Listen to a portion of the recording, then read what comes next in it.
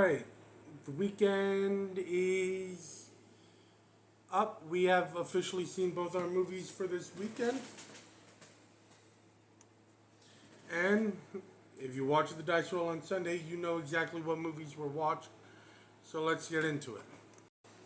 Real quick, if you like my content, give me a follow on TikTok, give me a subscribe on YouTube.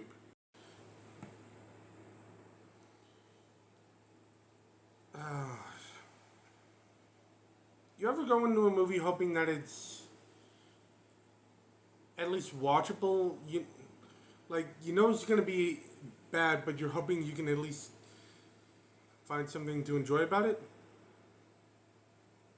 Yeah, that didn't happen with Gods of Egypt. This has to be the worst movie I have seen all year. And yes, I said that with Curse of La Llorona, but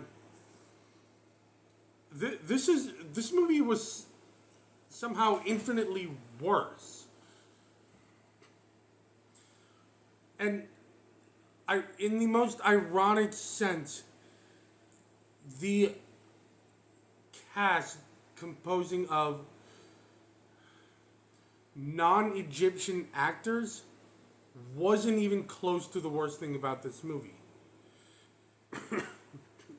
I swear. The, the writing for this movie has to be some of the most painfully awful writing I have ever witnessed in my life. The acting wasn't better. In fact, most of the cast actively felt like they didn't know what they were supposed to do with their characters. He's like, all right, here's the Egyptian figure you're playing. There you go. Honestly, the pacing was miserable as well. If you're expecting me to find something good to say about this movie, it doesn't exist. Not even Chadwick Boseman, who normally does phenomenal work. His performance as Toth really felt half-assed. Same with Gerard Butler, Nikolai Coster-Waldau, and Brendan Thwaites in the lead role. And yet, out of all of the awful things, I think the worst has to be the effects. The CGI looks of the gods in their golden forms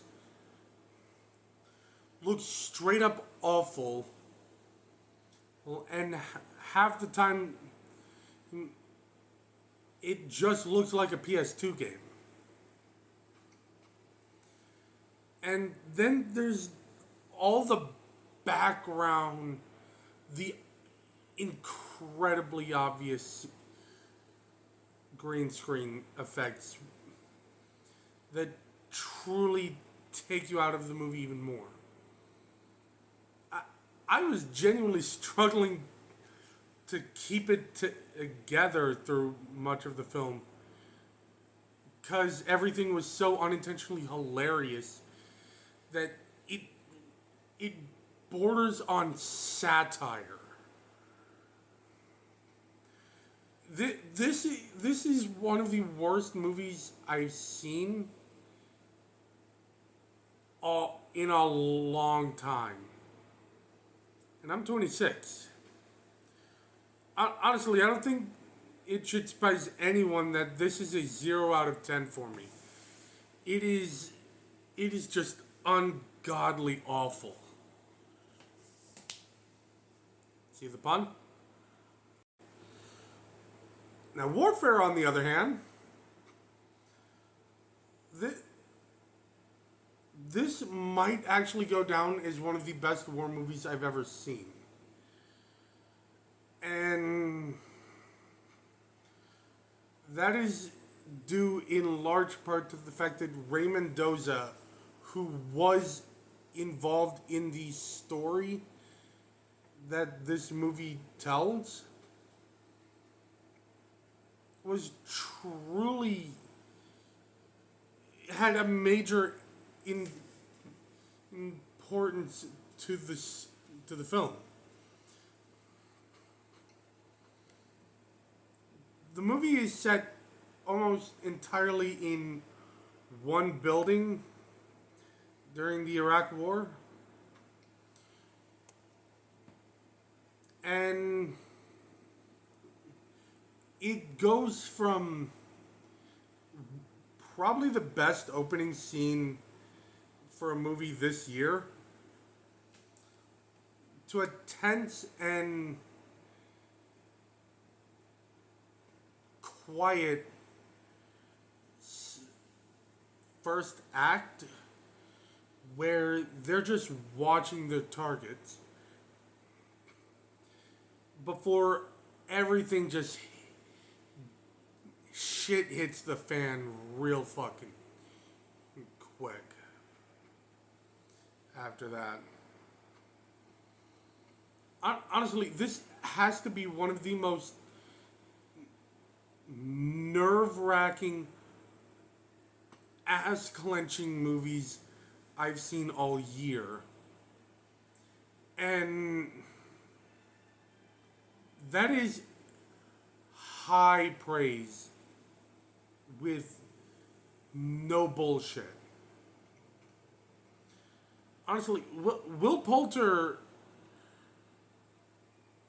in as the squad leader might have given his greatest acting performance period. Dude, this movie's writing, the acting, the directing, the cinematography, everything about this movie worked so well that it made you it oftentimes made me forget I was watching a movie.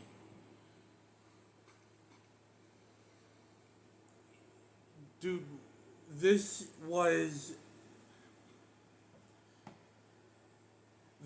has the most intense shootout I've ever seen, and arguably some of the most unnerving pain sequences out there because of just how realistic it is. This movie is incredibly realistic.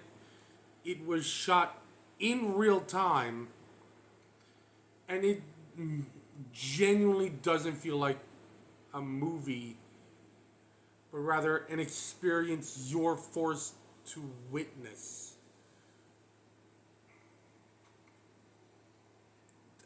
I swear, if you haven't seen this movie, you need to watch this fucking movie. Whether or not you plan to go to war or not, this is a 10 out of 10 all the way through. Alright, so, yeah, this weekend I watched one of the worst movies I've ever seen and one of the best movies I've seen all year. Frankly, that's a very interesting and even balance line. Yeah, next week I have another 3 days off, so that means another 3 movies. Alright. And again, the nerd questions will be sporadic, meaning when I post a video, it will likely be that. Anyway, thanks for watching the review. Catch y'all next time. And as always, y'all stay interesting.